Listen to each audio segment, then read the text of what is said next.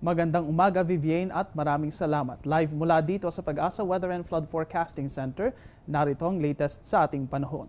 Mga kaibigan, simulan po muna natin ang ulat panahon sa pamamagitan ng isang update tungkol kay Bagyong Esther.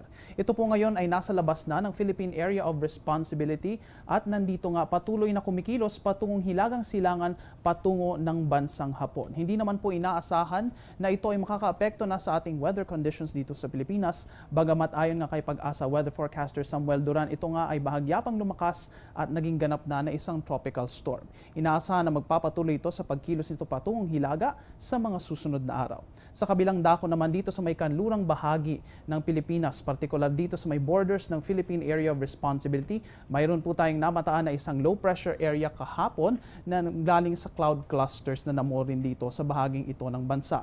Ang low pressure area po na ito ay may dalawang maaaring pagkilos ayon kay Ginoong Duran ng Pag-asa. Maaaring ito ay parehong tumahak ng parehong direksyon na tinahak nga ni Bagyong Esther at pumunta dito patungo sa Hilaga o di kaya ay magpatungo o magpatuloy sa pagtungo nito papunta dito sa kanluran sa may bansang China. Ang low pressure area rin na ito ay hinahatak ang hanging habagat mula dito sa may timog kanlurang bahagi ng Pilipinas at ito nga po ay nagpapagrabe pa o nagpapa-intensify sa epekto ng hanging habagat dito sa may kanlurang bahagi ng bansa. Asahan po natin dyan sa mga parteng iyan ng Pilipinas na magkakaroon po tayo ng madalas na pag-ulan na maaaring maging light to moderate ang lakas. At dahil nagiging maalon nga po ang karagatan dahil sa hanging habagat, naglabas rin ng gale warning ang Pag-asa dito sa may western part ng Luzon. Asahan po natin na magiging maalon ang seafaring conditions dito sa may bahaging ito o sa mga seaboards ito ng Luzon, partikular dito sa may Calayan at Batanes Group of Islands, sa may Ilocos regions at dito naman sa may bahaging ito ng Palawan at Western Luzon. Magiging maalon po ang ating karagatan dyan, kaya naman pinapayuhan natin ang ating mga mandaragat at ating mga mangingisda na mag-ingat sa mga matataas na alon. Kahapon rin nakalap ng Pag-asa ang datos kung ano nga bang mga lugar dito sa Pilipinas ang nagkaroon ng maraming rainfall dito sa bansa. Nanguna po dito sa listahan ng Iba Zambales na kung saan umabot ang ulan sa 30 mm, habang ang Clark, Pampanga naman ay umabot rin ng 24 meters. Ang Subic, Zambales rin po ay nagkaroon ng 30.2 mm na pag-ulan. Ito nga pong mga pag-ulan na ito ay hindi pa ganoon kalakas. Ngunit ayon nga kay Ginoong Samuel Duran ng Pag-asa, inaasahang mas lalakas pa ito sa mga susunod na araw at mas dadami pa ang pag-ulan dyan. Kung mapapansin din po natin, ito po ay galing sa kanlurang bahagi ng bansa kung saan talagang normal naman na nakakaranas tayo ng mas intense na rainfall nitong mga buwan na ito. Ngayon rin po ay hatid namin sa inyo ang 5 AM weather forecast ng Pag-asa.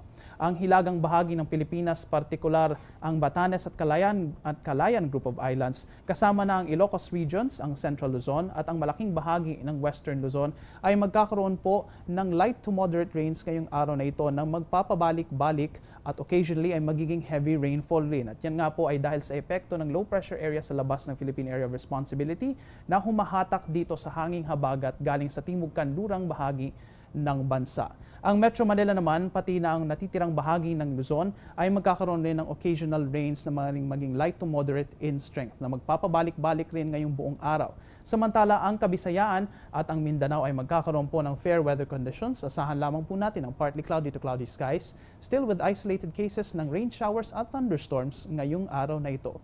Sa amin pong pagbabalik mga kaibigan, ilalabas po namin ang special weather outlook para sa Independence Day. Iyan matapos ang isang paalala.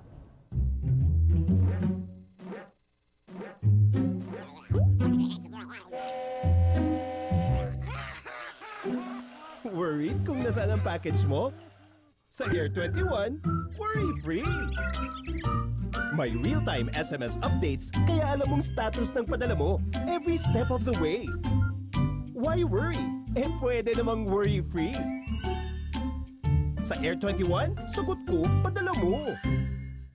Mga kaibigan, ngayong araw ng kalayaan, inilabas ng Pag-asa ang special weather outlook para sa ilang piling lugar dito sa Pilipinas. Ang mga probinsya po ng Batanes Group of Islands, Calayan at Babuyan Group of Islands, kasama na rin ang mga rehiyon ng Ilocos at Cordillera, pati na ang probinsya ng Bataan, Zambales, Pampanga at Bulacan ay magkakaroon po ng occasional rainy weather ngayong araw na ito. Magpapabalik-balik po ang light to moderate rains dyan sa mga lugar na yan. Ganon rin ang inaasahang weather conditions dito sa Metro Manila at sa natitirang bahagi ng Luzon. Magkakaroon po tayo ng maulan na panahon ngayong araw na ito na magiging light to moderate in strength at magpapabalik-balik for the rest of the day. Ang Visayas at Mindanao naman ay magkakaroon ng fair weather conditions, partly cloudy to cloudy skies lamang with isolated cases of rain showers at thunderstorms. Habang dito naman sa may Cavite kung saan unang iwinagayway ang bandila ng Pilipinas at maglalaro yan sa 28 to 31 degrees Celsius ay magkakaroon po tayo ng occasional rainy weather today. Asahan po natin na magpapabalik-balik ang light to moderate rains dito sa may probinsyang ito at dito rin sa Bulacan kung saan unang itinatag ang Republika ng Pilipinas kung saan maglalaro ang temperatura sa 27 to 31 degrees Celsius. Magkakaroon po ng pag-iral ng hanging habagat at maaaring pong makaranas ng intense at heavy rainfall dito sa lugar na ito ngayong araw. At yan ang latest mula dito sa Pag-asa Weather and Flood Forecasting Center. Please check our social media accounts on our website para sa latest weather information. Mula dito sa Panahon TV kung saan walang pinipiling panahon ang pagbibigay impormasyon. Ako po ang inyong weather guide, Earl Figuracion. Magandang umaga sa inyong lahat. Balik sa iyo, Vivian.